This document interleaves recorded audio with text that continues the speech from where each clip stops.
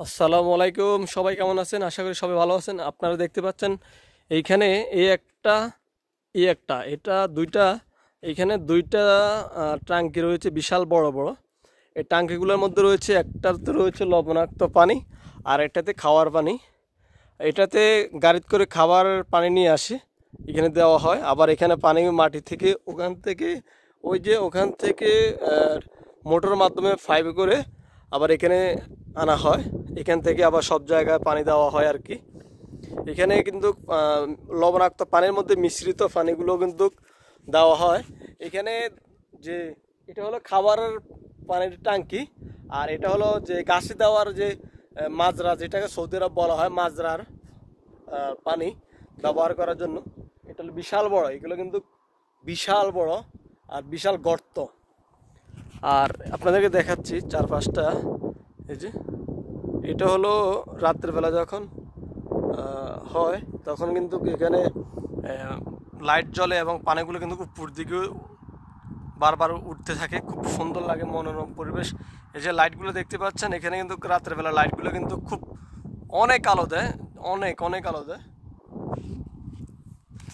এই যে আমার পিছনের একটা অংশ, খুবই সুন্দর পরিবেশ, মনোরম পরিবেশ। এখানে আসলে সব সময় থাকতে ভালো লাগে, এরকম একদম নিরিবিল।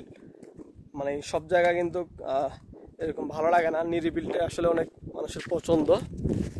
এই হলো অবস্থা, আপনাদেরকে দেখাচ্ছি চারপাশটা আবারও।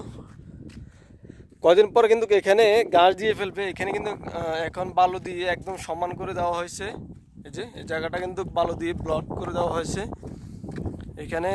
আর এগুলো হলো পার্কিং টাইলস, বিশাল পার্কিং টাইলস। এই যে দেখতে পাচ্ছেন বিশাল পার্কিং টাইলস। এই হলো অবস্থা। আমার পিছনে আপনারা দেখতে পাচ্ছেন যে অনেক খেজুর গাছ রয়েছে, যে অনেকগুলো খেজুর গাছ। আর এটা হলো টাইলস করা, এটা পুরোটা টাইলস করা।